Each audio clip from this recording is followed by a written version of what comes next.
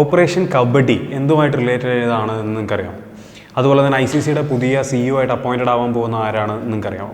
So ഇതുപോലുള്ള കുറച്ച് important ആയിട്ടുള്ള കറണ്ട് അഫയേഴ്സ് ക്വസ്റ്റൻസ് ആയിരിക്കും നമ്മൾ ഇന്നത്തെ എപ്പിസോഡിൽ ഡിസ്കസ് ചെയ്യുന്നുണ്ടാവുക. കഴിഞ്ഞ വീക്കിൽ നടന്നിട്ടുള്ള കുറച്ച് ഇമ്പോർട്ടൻ്റ് ആയിട്ടുള്ള കറണ്ട് അഫയേഴ്സ് ക്വസ്റ്റൻസ് എന്താണെന്ന് നമുക്ക് നോക്കാം. എൻട്രി TVയിൽ നിന്നുള്ള പുതിയ അപ്ഡേറ്റുകൾ നിങ്ങൾക്ക് ലഭിക്കുന്നതിനായി സബ്സ്ക്രൈബ് ചെയ്തതിന് ശേഷം ബെൽ ഐക്കൺ പ്രസ് ചെയ്യുക. അപ്പോൾ നമുക്ക് കഴിഞ്ഞ വീക്കിൽ നടന്നിട്ടുള്ള കുറച്ച് ഇമ്പോർട്ടൻ്റ് ആയിട്ടുള്ള കറണ്ട് അഫയേഴ്സ് ക്വസ്റ്റൻസ് നോക്കാം. First question, Maniyaro a type of folk dance is associated with which of the following states? Gujarat, Assam, Kerala, Maharashtra. Maniyaro എന്ന് പറഞ്ഞ ഡാൻസ് ഫോം ഒരു ഫോക്ക് ഡാൻസ് ഫോമാണ്. അത് ഡാൻഡിയ ഡാൻസിൻ്റെ ഒരു വകഭേദമാണ്. ഇത് അസോസിയേറ്റ് ചെയ്യുന്നത് ഗുജറാത്തുമായിട്ടാണ്. കാരണം ഇപ്പോൾ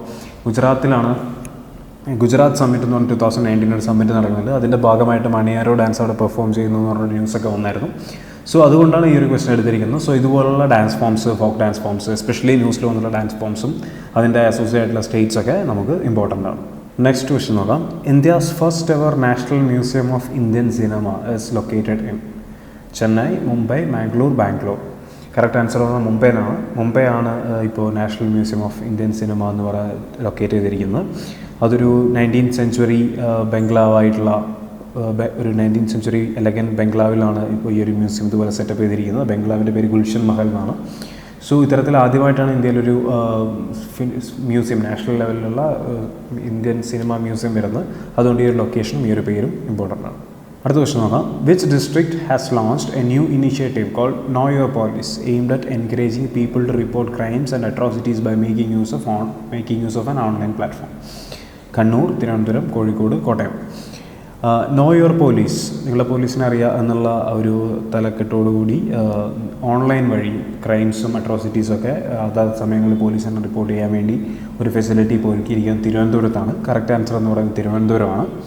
തിരുവനന്തപുരം സിറ്റി പോലീസാണ് ഈ ഒരു പോളിസിയുടെ പുറകിലുള്ളത്. അവരാണ് ഈ ഒരു സാധനം ലോഞ്ച് ചെയ്തിരിക്കുന്നത്. അത് ആളുകളെ കൂടുതൽ ക്രൈം റിപ്പോർട്ടിങ്ങിനൊക്കെ എൻകറേജ് ചെയ്യാൻ വേണ്ടി, പ്രോത്സാഹിപ്പിക്കുന്നതിന് വേണ്ടിയിട്ടാണ് ഇത്തരത്തിലുള്ളൊരു പ്രോഗ്രാം ലോഞ്ച് ചെയ്തിരിക്കുന്നത്. അടുത്ത ചോദ്യം, 1 day 1 crore program recently seen in news is associated with which among the following? Option A, Kumbh-Mela, B, Kerala State RTC, C, Kudumbashree, D, Shabarimala Pilgrimage. 1 day 1 crore programme എന്ന് പറഞ്ഞിട്ട് recently ഇത് ന്യൂസിലൊക്കെ വന്നിട്ടുള്ളൊരു പ്രോഗ്രാമായിരുന്നു. ഇത് Kerala state RTCയുടെ KSRTCയുടെ വരുമാനം per day 1 കോടി ആക്കുക എന്ന ലക്ഷ്യത്തോടു കൂടി എയിം ചെയ്തിട്ടുള്ള പ്രോഗ്രാമാണ് 1 day 1 crore പ്രോഗ്രാം എന്ന് പറഞ്ഞിട്ട്. അപ്പോൾ റൂറലായിട്ടുള്ള KSRTC റൂട്ടുകളില്ലാത്ത സ്ഥലങ്ങളിലേക്ക് പുതിയ റൂട്ടുകൾ ആരംഭിക്കുക എന്നൊക്കെ പറഞ്ഞ പല റിഫോർമേഷൻസൊക്കെയാണ് ഇവർ പ്ലാൻ ചെയ്യുന്നത്. അപ്പോൾ ഈ ഒരു പ്രോഗ്രാമിൻ്റെ പേര് ഓർത്തിരിക്കുക. കേരള ഗവൺമെൻറ് തന്നെയാണ് കേരള സ്റ്റേറ്റ് RTCയുടെ പെർ ഡേ വരുമാനം 1 crore ആക്കുക എന്നുള്ള എയിമിലാണ് ഇത്തരത്തിലൊരു പ്രോഗ്രാം ലോഞ്ച് ചെയ്തിരിക്കുന്നത്. അടുത്ത ചോദ്യം, a military operation named operation Kabaddi is aimed at? Option A, preventing cross border infiltration. Option B, attacking Maoist pockets in Kerala. Option C, rescue and rehabilitation in connection with Kerala floods. D, none of the above.